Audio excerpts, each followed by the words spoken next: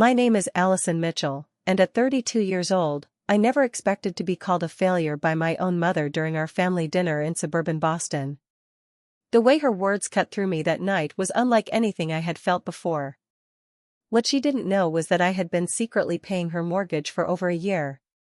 The look on her face when I finally revealed the truth changed everything between us forever. Before I tell you what happened next, drop a comment letting me know where you're watching from, and hit subscribe if family drama is your thing because this story is going to be quite the ride.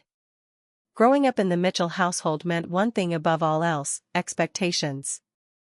From the moment I could walk, my mother Karen had mapped out what she considered the ideal path for my life.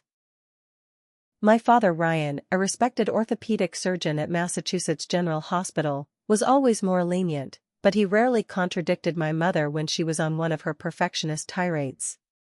"Allison, straight A's aren't achievements, they're expectations," she would say whenever I proudly showed her my report card. Meanwhile, my older brother Jason received praise for bringing home the occasional B+. The double standard was glaring, but I learned early on that pointing it out only made things worse. After graduating with honors from Boston University with a marketing degree, I landed a position at one of the top advertising firms in the city. For 6 years, I climbed the corporate ladder, eventually becoming the youngest senior marketing strategist in the company's history. But despite outward success, something felt hollow about my achievements. I was checking boxes on someone else's list rather than creating my own. When I turned 31, I made the decision that would eventually lead to that fateful dinner. I quit my 6-figure job to start my own boutique marketing consultancy focused on helping small businesses. The security of a corporate paycheck was gone, but for the first time, I felt true excitement about my work. "You're throwing away everything you've worked for," my mother said when I told her about my decision. "Your brother would never make such a reckless choice." Ah yes, Jason. The golden child. At 35, he was a managing partner at a prestigious law firm, married to Megan, a pediatrician, with 2 picture-perfect children, Emma and Noah. Their colonial-style house in Wellesley was featured in a local magazine, and their vacation photos from the Maldives and Swiss Alps regularly garnered hundreds of likes on social media. What nobody knew was that beneath the glossy surface, our family was dealing with significant challenges. My father had been forced into early retirement 2 years earlier due to developing Parkinson's disease. The tremors had started small, but eventually became too noticeable to continue performing surgeries. His medical insurance covered most treatments, but the supplemental medications and therapies came straight out of pocket. Additionally, my parents had made some poor investment decisions just before the last economic downturn. They lost nearly 40% of their retirement savings and were too proud to admit it to anyone, including their own children. Instead, they maintained the same lifestyle they had enjoyed for decades: the country club membership, the luxury car leases, the annual trips to Europe. I discovered their financial troubles entirely by accident. 14 months before that dinner, I had stopped by their house to drop off birthday gifts for my father. Nobody answered the front door, so I let myself in with my spare key. As I placed the presents on the kitchen counter, I overheard my father in his study, his voice uncharacteristically strained. "No, we can't extend the mortgage again," he was saying. "We're already 3 months behind. There must be another option." I froze, not wanting to eavesdrop but unable to unhear what I'd just heard. My parents, who had lectured me about financial responsibility my entire life, were at risk of losing their home. Over the next few weeks, I discreetly gathered information. Through casual conversations with my father about his retirement planning and a conveniently timed visit when I knew my mother would be at her book club, I confirmed my suspicions. They were in serious financial trouble but keeping up appearances at all costs. "Your mother doesn't want Jason or you to know," my father admitted during one of our private conversations, the burden of secrecy visibly weighing on him. "She says it's temporary, that once the market recovers, everything will be fine." But I could see in his eyes that he didn't believe it, and neither did I. The medications were expensive, their savings were depleted, and their mortgage payments had ballooned due to a variable interest rate they hadn't fully understood when refinancing. Without telling either of them, I contacted their accountant, Brian Thompson, a family friend who had handled their finances for decades. At first, he refused to discuss their situation, citing client confidentiality. "I'm not asking you to reveal details, Brian," I explained. "I'm asking you to help me help them without damaging their pride." After ensuring my parents would never know the source, Brian helped me set up an anonymous payment system for their mortgage. I used my savings and took on additional freelance projects on weekends to make the monthly payments. When I started my own business, it wasn't just about professional fulfillment. It was also because the potential upside could help me continue supporting my parents while building my own future. For 14 months, I had been their anonymous financial savior, all while enduring my mother's increasingly pointed comments about my unstable career choices and lack of direction compared to Jason. The anniversary dinner that night wasn't just any celebration, it was for their 35th wedding anniversary. I had secretly paid for the catering and the flowers that adorned their dining room, while publicly only claiming responsibility for the modest cake I brought. My mother had insisted on hosting at home rather than at a restaurant, claiming she wanted the evening to be more intimate. In reality, I suspected it was because they could no longer afford the upscale venues they had frequented in previous years. As I parked my car in their driveway that evening, I had no idea that the carefully constructed facade our family had maintained for years was about to come crashing down. The autumn air carried a distinct chill as I walked up the familiar brick pathway to my parents' colonial-style home in Lexington. The house looked immaculate as always, perfectly trimmed hedges, seasonal wreaths on the doors, and warm light spilling from the windows. My mother had always been obsessed with appearances, especially when it came to hosting family gatherings. "Allison. You made it," my father greeted me at the door, his smile genuine despite the slight tremor in his hand as he reached for the cake box I was carrying. His condition had visibly progressed since I last saw him 2 weeks ago, but I pretended not to notice. That was another unspoken rule in our family, we didn't acknowledge uncomfortable truths. "Happy anniversary, Dad," I said, kissing his cheek. 35 years is quite an achievement. "Well, your mother deserves all the credit for putting up with me for this long," he joked, his eyes crinkling at the corners. The entryway was filled with the scent of my mother's signature rosemary roast and expensive candles that I knew cost more than she could afford now. As we walked toward the dining room, I could hear my brother's boisterous laugh mingling with the higher-pitched tones of his wife Megan. "The prodigal entrepreneur arrives," Jason announced as I entered. He stood to give me a brief hug, champagne flute in hand. At 35, my brother still had the golden boy charm that had made him popular throughout school, confident smile, perfectly tailored clothes, and not a hair out of place. "Hey ally," Megan said warmly, giving me a more genuine embrace. Despite being married to the favored child, Megan had always been kind to me. Perhaps being an outsider to the Mitchell family dynamics gave her a clearer perspective on their toxicity. "Allison, finally," my mother said, emerging from the kitchen wearing an elegant black dress that I recognized from at least a decade ago, though she had updated it with a new scarf. "We were about to start without you." "Sorry, Mom. Client meeting ran late," I explained, deliberately not mentioning that the client was a small local bakery that could only afford minimal marketing services, which I had discounted heavily because I believed in their business. "Well, at least you're getting clients," she replied with a tight smile that didn't reach her eyes. "Shall we sit?" The dining table was set with the fine china that only appeared on special occasions. Crystal glasses sparkled under the chandelier light, and fresh flowers, the ones I had secretly paid for, created a beautiful centerpiece. My father took his place at the head of the table, his movements slower and more deliberate than they once had been.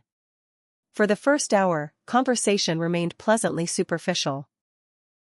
Jason talked about a high-profile case his firm had recently won. Megan shared cute anecdotes about their children, who were spending the evening with her parents. My mother proudly detailed her latest triumph as chair of the Historical Society fundraiser.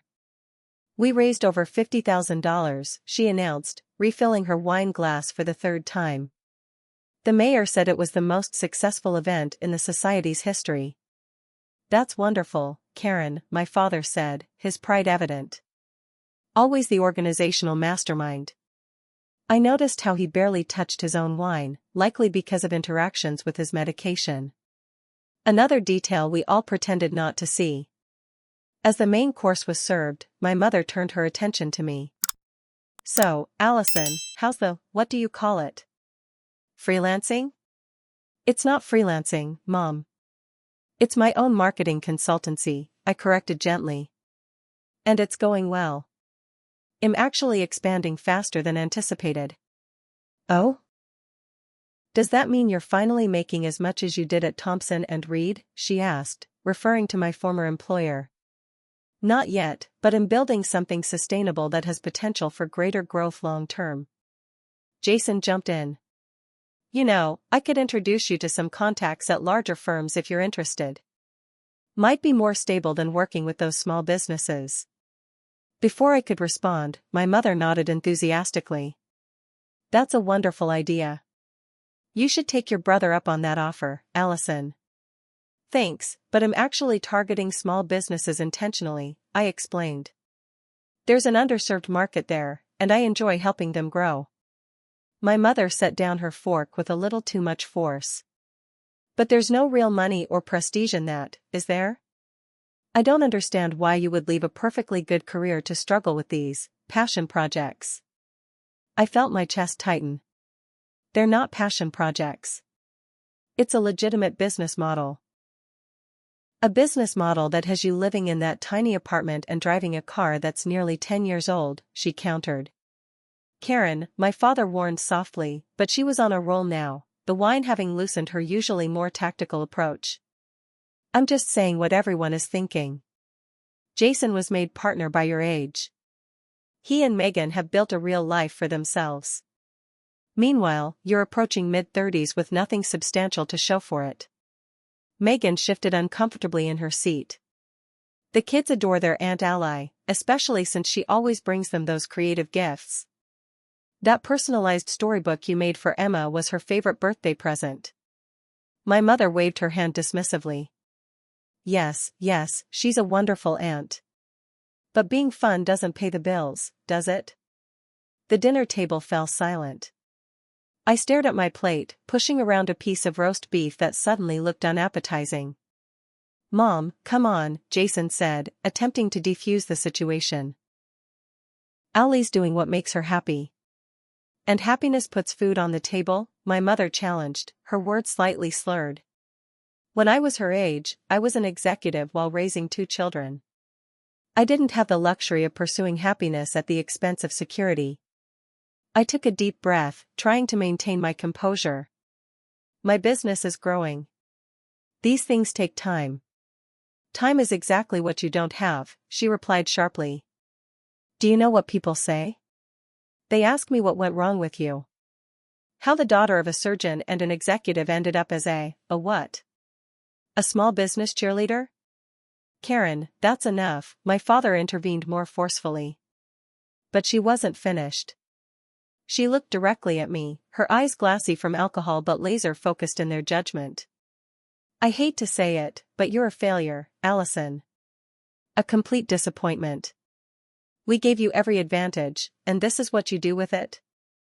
The words hung in the air like poison. Jason and Megan froze, wide-eyed. My father closed his eyes briefly, his expression pained.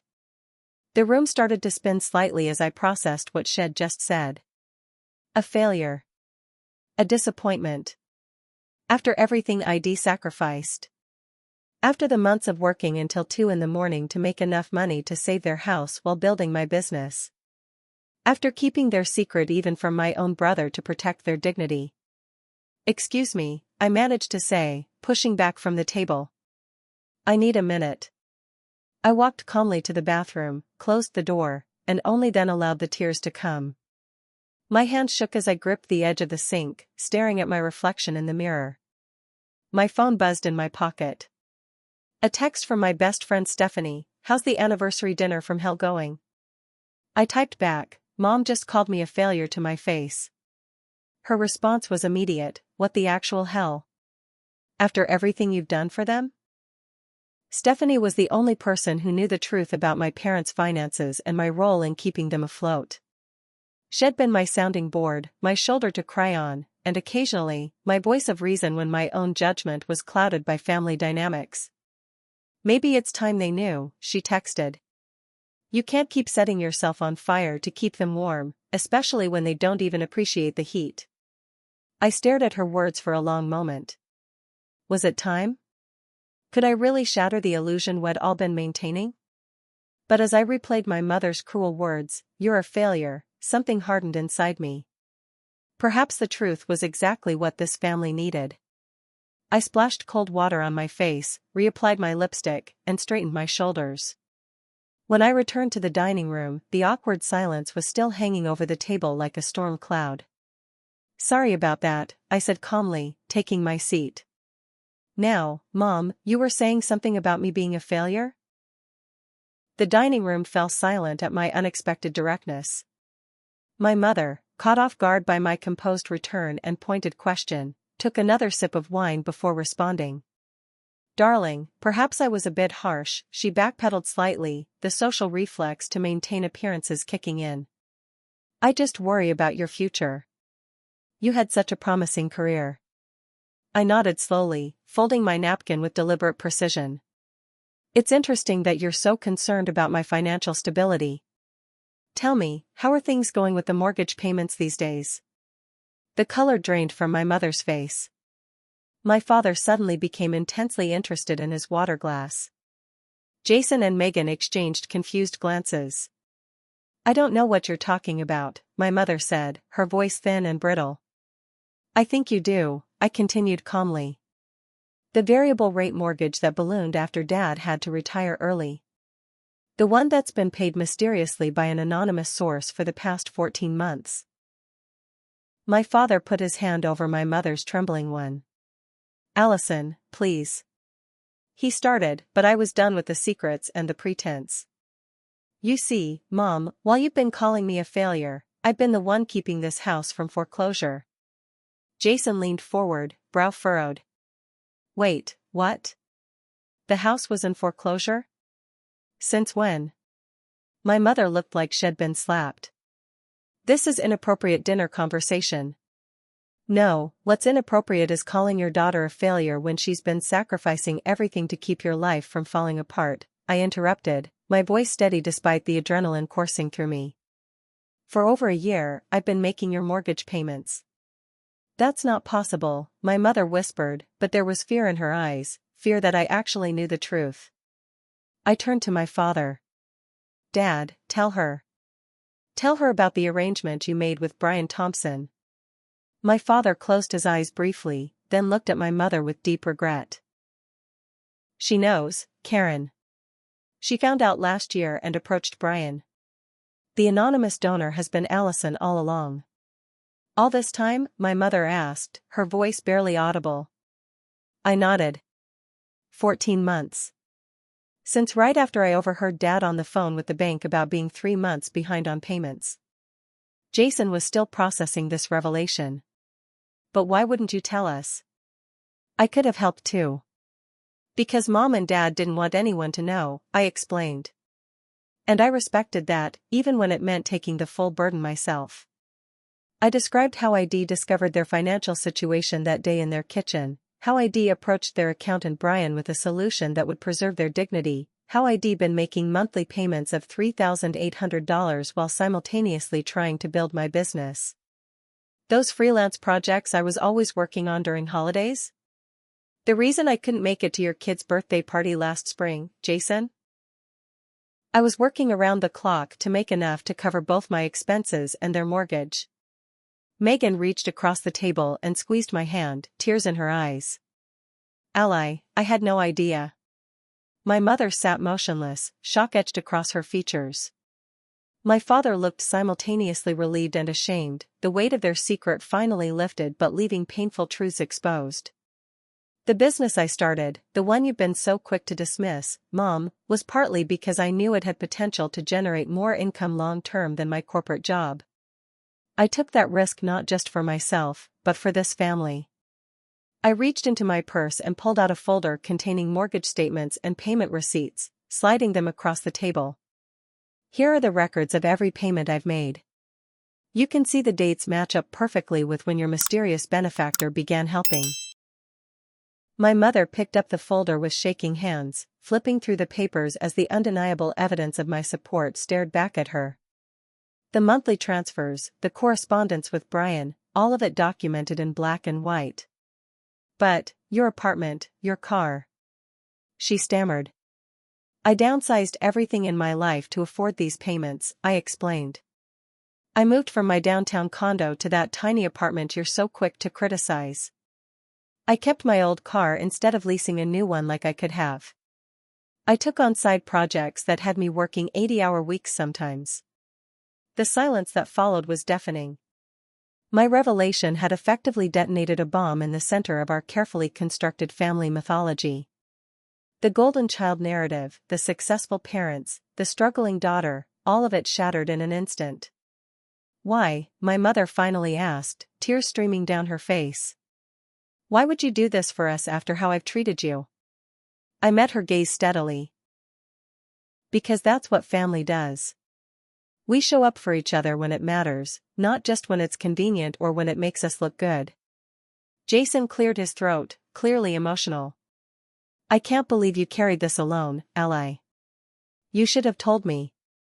It wasn't my secret to tell, I replied. And honestly, I didn't want to burden you. You have your own family to support.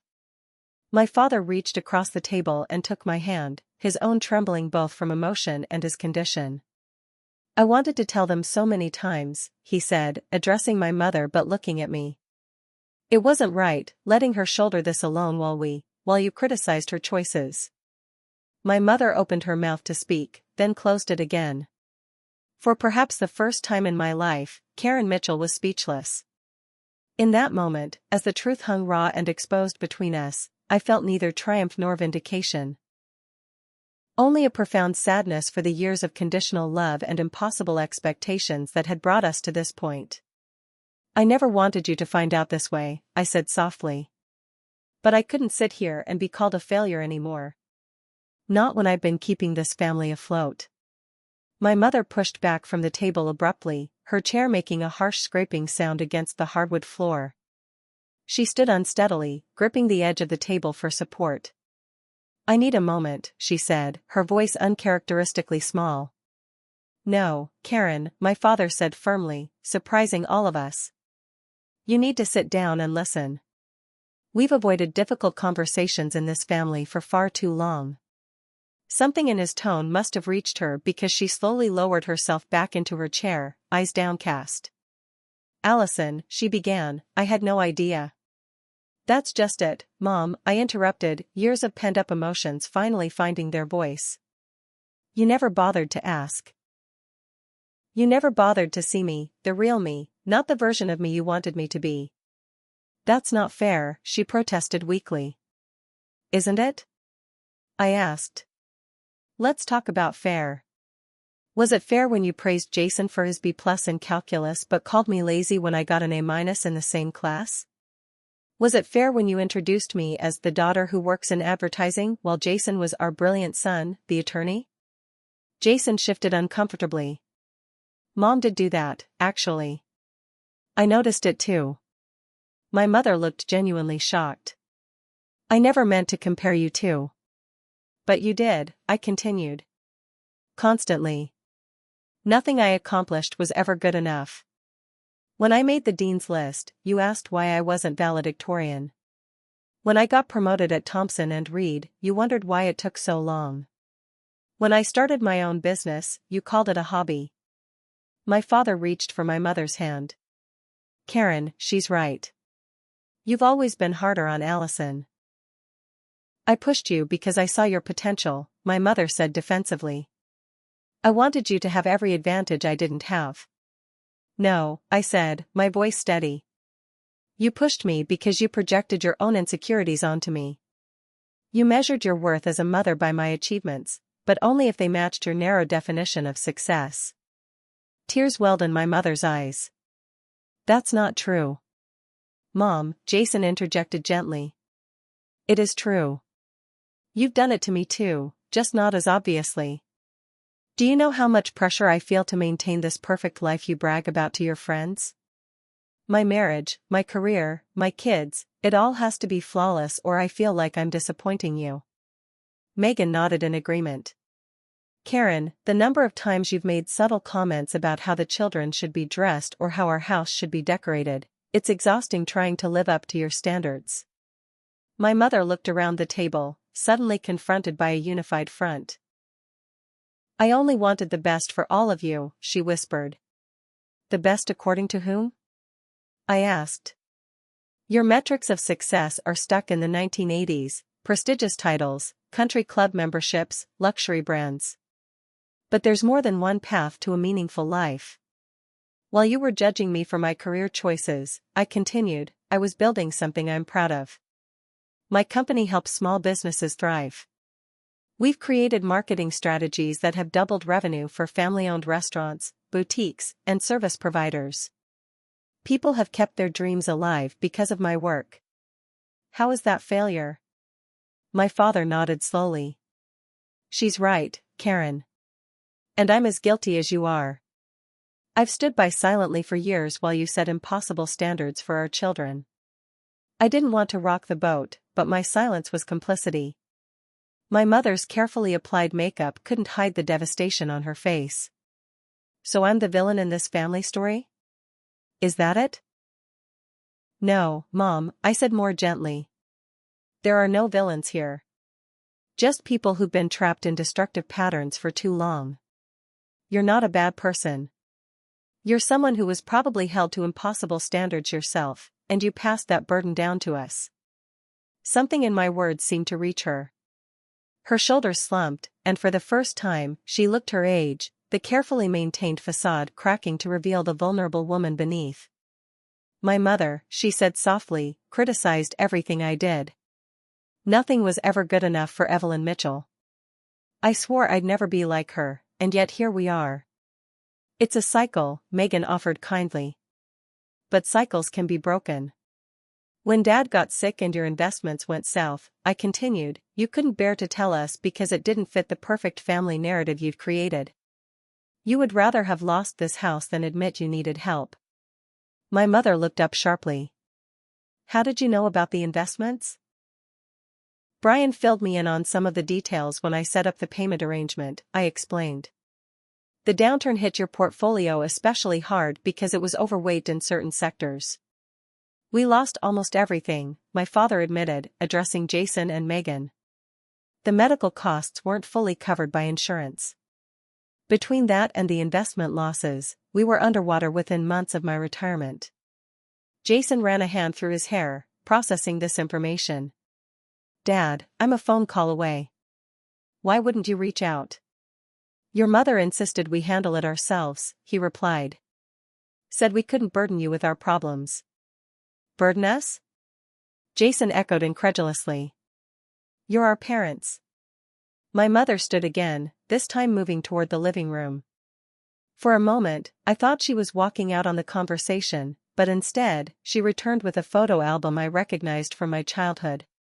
Look at these, she said, opening to pictures of Jason and me as children. All I ever wanted was to give you opportunities one never had. To see you succeed where I felt I had failed. Failed? I questioned. Mom, you were an executive at a major corporation in an era when women were barely allowed in the boardroom. How is that failure? Because I gave it all up to raise you too, she said, her voice cracking.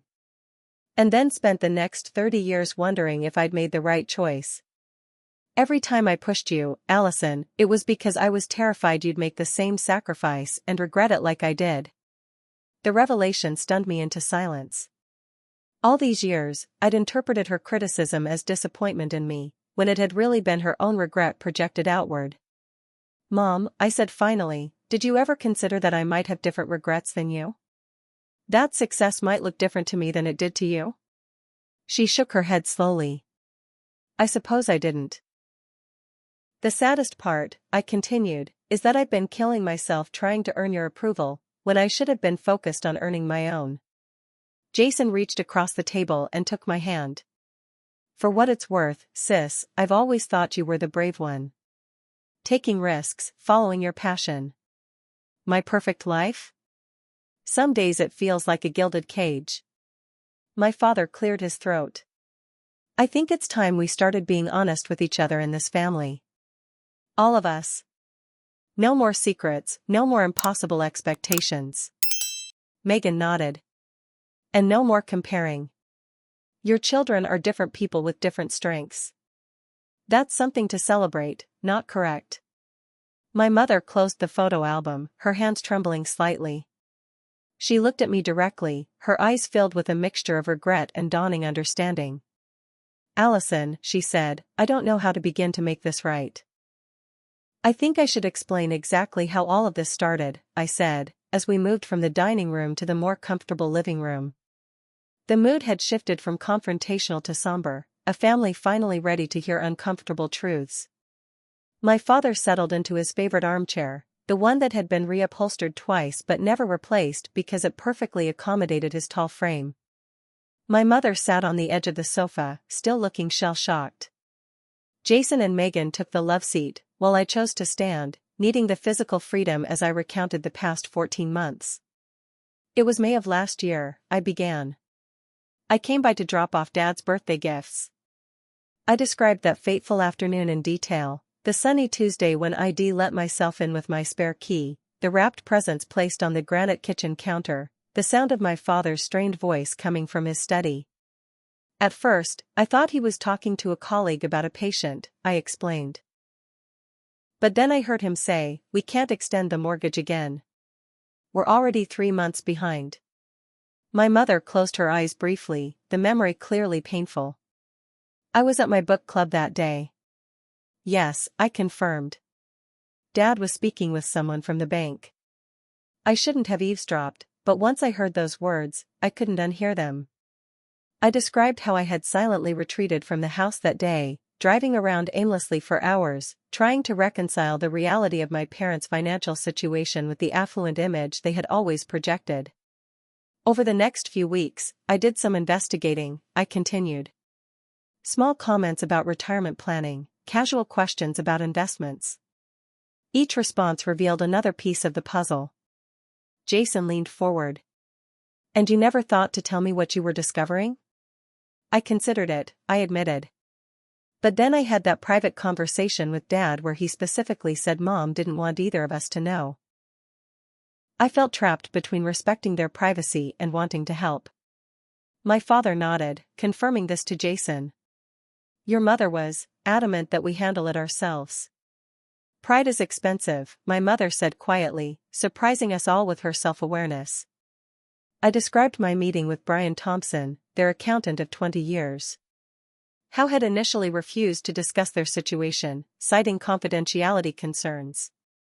How eventually convinced him that helping me help them secretly was better than watching them lose everything. Brian was reluctant, I explained. But he also knew how dire things had become. The bank was threatening foreclosure. Dad's medical bills were piling up. The investment losses were substantial. How substantial? Jason asked, looking between our parents. My father sighed heavily. We lost about 40% of our retirement savings. The downturn hit just after WED moved most of our portfolio into higher risk investments, trying to make up for an earlier shortfall. And the medical expenses? Megan asked, her medical background making her particularly attuned to this aspect. The experimental treatments aren't covered by insurance, my father explained. Neither are some of the medications that help most with the tremors. I continued my story, explaining how Brian and I had set up an anonymous payment system. We created a shell LLC that made the payments directly to the mortgage company. On paper, it looked like a corporate entity had taken over the loan as an investment property.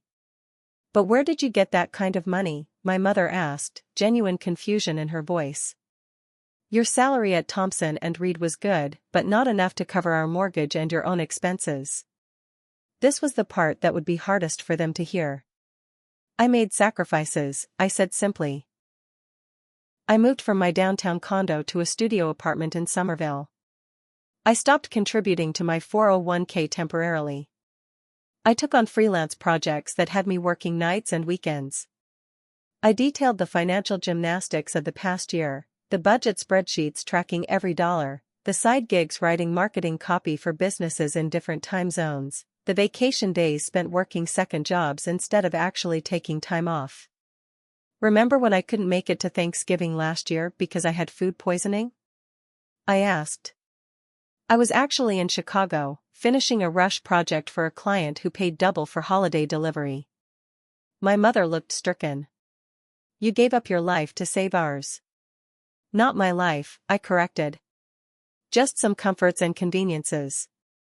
And it was always meant to be temporary. I explained how ID met with financial advisor Laura Winters to create a longer-term plan. Laura helped me understand that I could potentially earn more with my own business than at the agency, especially if I specialized in areas with less competition. That was partly why I made the leap to entrepreneurship. So when Mom was criticizing your career choice, Jason began. She was unknowingly criticizing the very thing that was keeping this house from foreclosure, I finished. My father reached for my hand. Allison, the burden you've carried. I don't regret helping, I said firmly. What I regret is that it had to be a secret. That we couldn't just talk about it openly as a family. I described the mounting pressure of the dual life I'd been leading, successful entrepreneur to my clients and friends, financial savior to my parents, all while enduring criticism from the very people I was helping. The irony wasn't lost on me, I said with a sad smile. Being called irresponsible by someone whose mortgage I was paying. My mother wiped away tears. I don't know how you didn't snap sooner. I nearly did, many times, I admitted. Stephanie talked me off the ledge more than once. Stephanie knew? My mother asked, surprised. She was the only one. I needed someone to confide in, and she's been my best friend since college.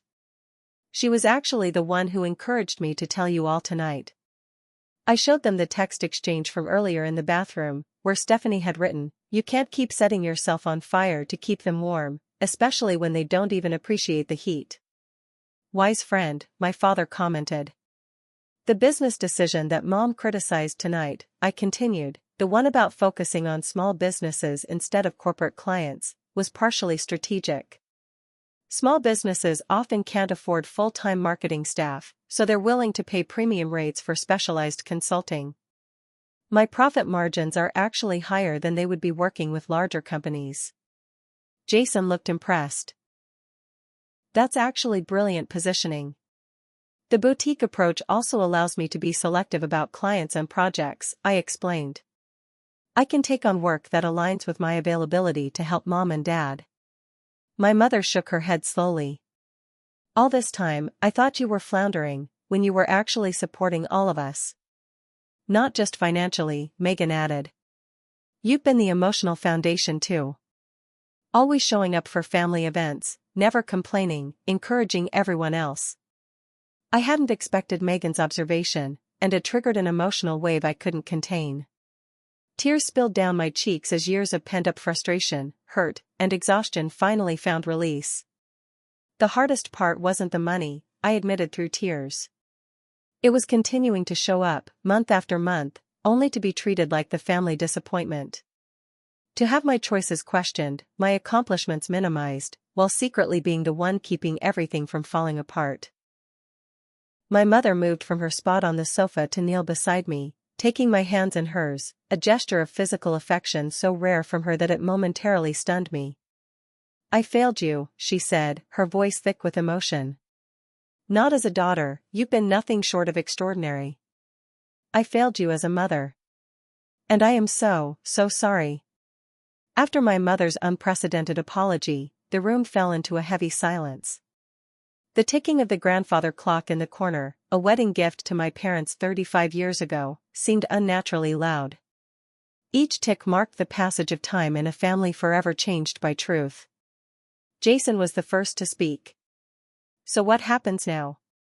With the mortgage and everything else? It was a practical question that broke the emotional tension, giving us all a moment to collect ourselves. I can help too, he offered immediately. We should split the responsibility.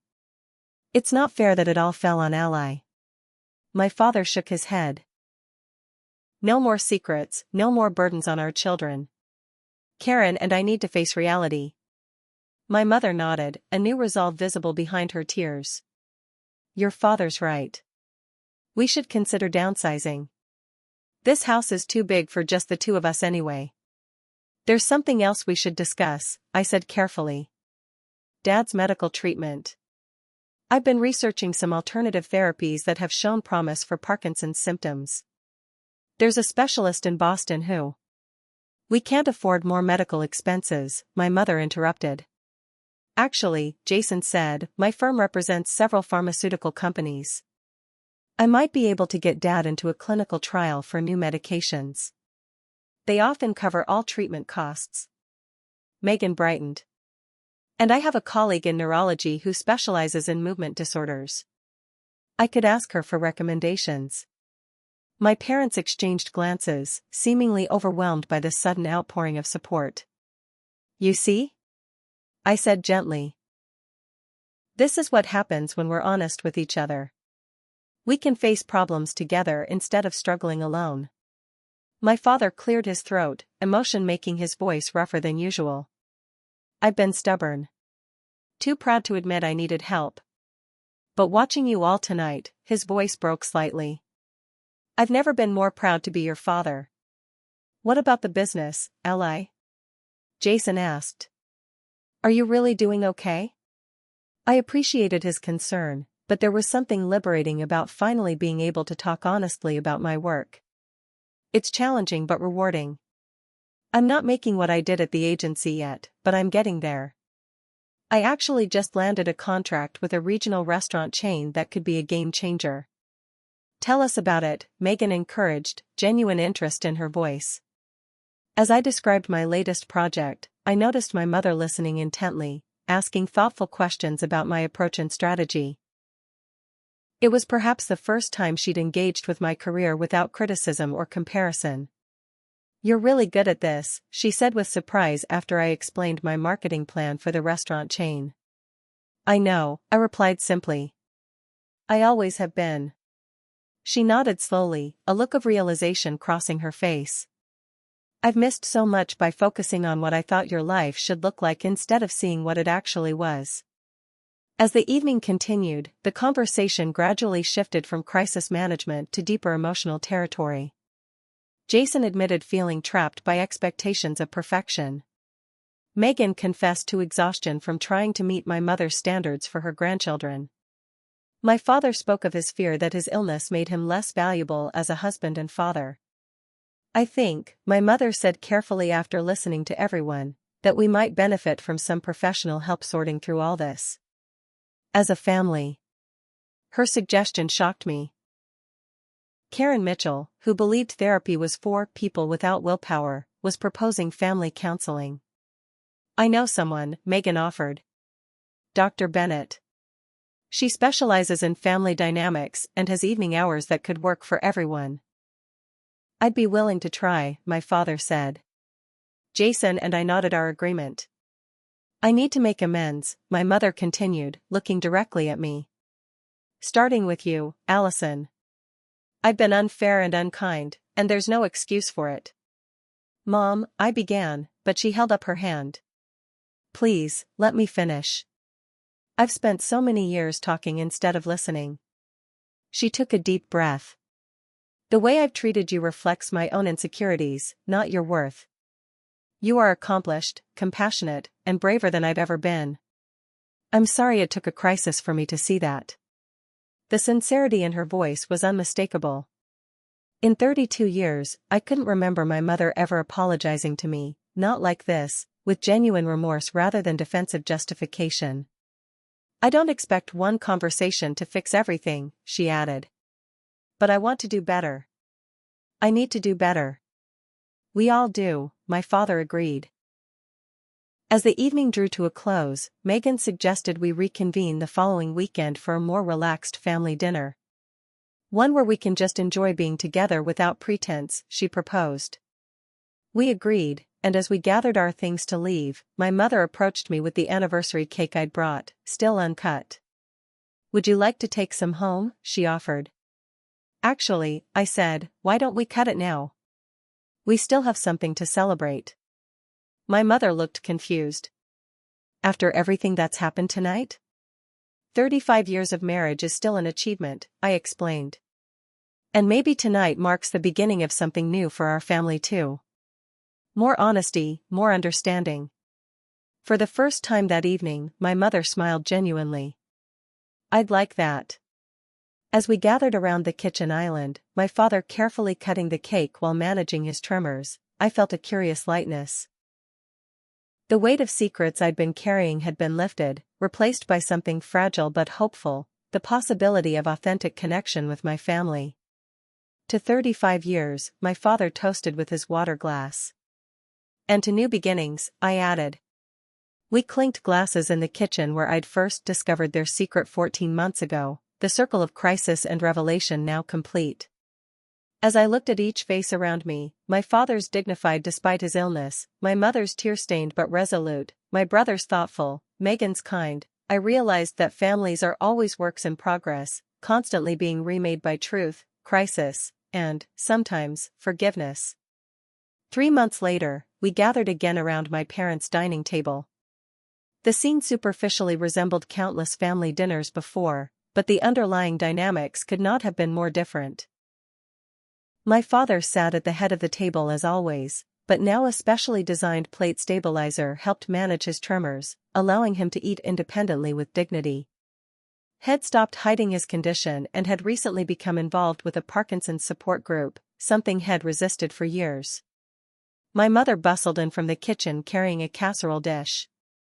It's a new recipe, she announced without her former need to claim culinary perfection. It might be terrible, but I thought we'd try it together. Jason laughed. Remember when Mom used to test new recipes 3 times before serving them to us? Heaven forbid the Mitchell family experience an imperfect meal, my mother said with self-deprecating humor that would have been unthinkable before. The past 3 months had brought significant changes to our family. True to her word, my mother had scheduled an appointment with Dr. Bennett, the family therapist Megan had recommended. What was meant to be a single session had evolved into weekly family meetings, sometimes with all of us present, other times in smaller configurations. How was your session yesterday? I asked my parents as we settled in for dinner. Challenging, my father admitted. We've been discussing how our approach to finances affected our marriage. My mother nodded. Dr. Bennett thinks my obsession with appearances stemmed from financial insecurity in my childhood. Apparently, I've been compensating my entire adult life. This new transparency about therapy, and the willingness to share vulnerable insights, was perhaps the most visible change in our family culture. Ally's business advice has been transformative, my mother continued, serving the casserole. We've revised our retirement plan completely. This was another significant change. After our confrontation 3 months ago, my parents had finally accepted help managing their finances. I'd connected them with financial advisor Laura Winters, who specialized in retirement planning for people facing health challenges. Together, we'd created a sustainable budget that allowed them to maintain a comfortable lifestyle without the pretense of wealth. The house goes on the market next week, my father announced. The realtor thinks we'll get a good price, even in this market. My parents had decided to sell their oversized colonial and move to a single-level condominium in a nearby community. The equity from the house would help stabilize their finances, while the accessible design of the new place would better accommodate my father's changing mobility needs. I toured the model unit with them yesterday, Jason said. It's actually really nice. Modern, lots of light, and the community has great amenities. Plus, my mother added, no more pretending we need 5 bedrooms and 3 bathrooms. That part of our lives is over, and I'm actually relieved.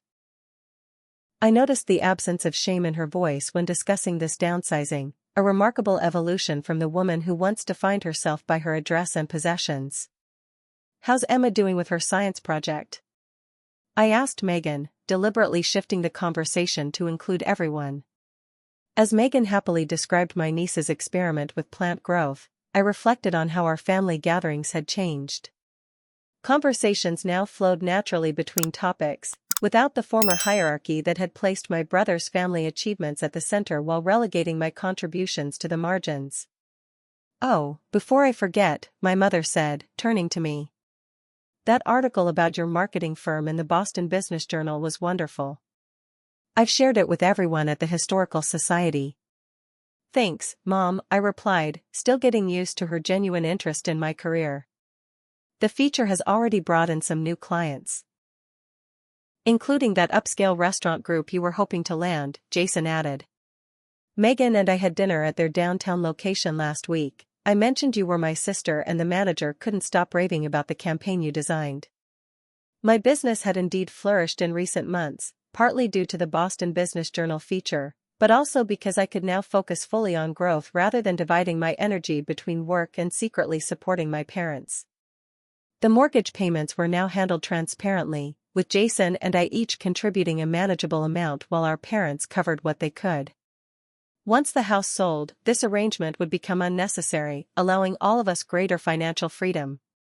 "I've been meaning to ask," my father said, his voice thoughtful. "Do you ever regret it, Allison? The sacrifices you made for us this past year and a half?" The table fell quiet, everyone attentive to my response. "I regret that it had to be done in secret," I answered honestly. "I regret the strain it put on our relationship and on my life. But helping you? No, I don't regret that." My mother reached for my hand across the table. "We're going to spend the rest of our lives making it up to you." "That's not necessary," I assured her. "What I want isn't repayment. It's just this: honesty, mutual respect, genuine connection." "Dr. Bennett says we're making exceptional progress," my father noted. "Apparently most families take years to achieve the communication level we've developed in months." "We had a lot of motivation to change," Jason observed. "None of us wants to go back to how things were before." As dinner continued, I marveled at how different this meal felt from the anniversary dinner 3 months ago. The pretense was gone. My mother no longer dominated the conversation with carefully curated achievements. My father no longer retreated into silent compliance. Jason no longer played the role of golden child. And I was no longer the family disappointment. "I've been thinking a lot about authenticity lately," I said as we moved from dinner to dessert, a simple store-bought cheesecake that my mother would once have been embarrassed to serve. "About how much energy we waste trying to appear perfect instead of just being real." "It's exhausting," my mother agreed. "I spent decades maintaining an image that ultimately didn't even make me happy." "The irony," my father added, "is that I fell in love with you because of your realness, Karen. Your determination, your straightforwardness. Somewhere along the way, we both got lost in appearances." My mother's eyes softened as she looked at her husband of nearly 36 years. Better late than never to find our way back.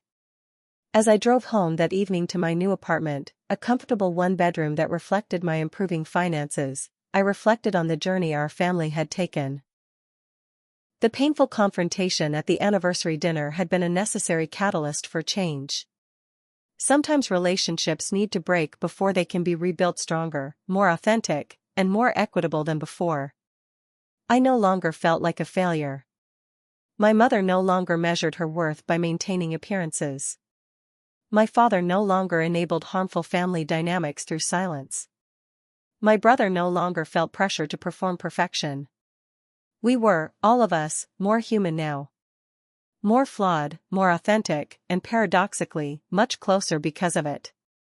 The truth had cost us our illusions but given us something far more valuable, the chance to know and love each other as we really were. If you've ever had to confront painful family dynamics or stand up for yourself when it was terrifying to do so, I'd love to hear your story in the comments. Has a difficult conversation ever changed your family relationships for the better? This journey has taught me that sometimes the hardest truths lead to the most meaningful healing. If this story resonated with you, please hit the like button and consider subscribing for more authentic conversations about family, growth, and finding your worth beyond others' expectations. Thank you for being part of this journey with me, and remember, sometimes the bravest thing we can do is simply tell the truth.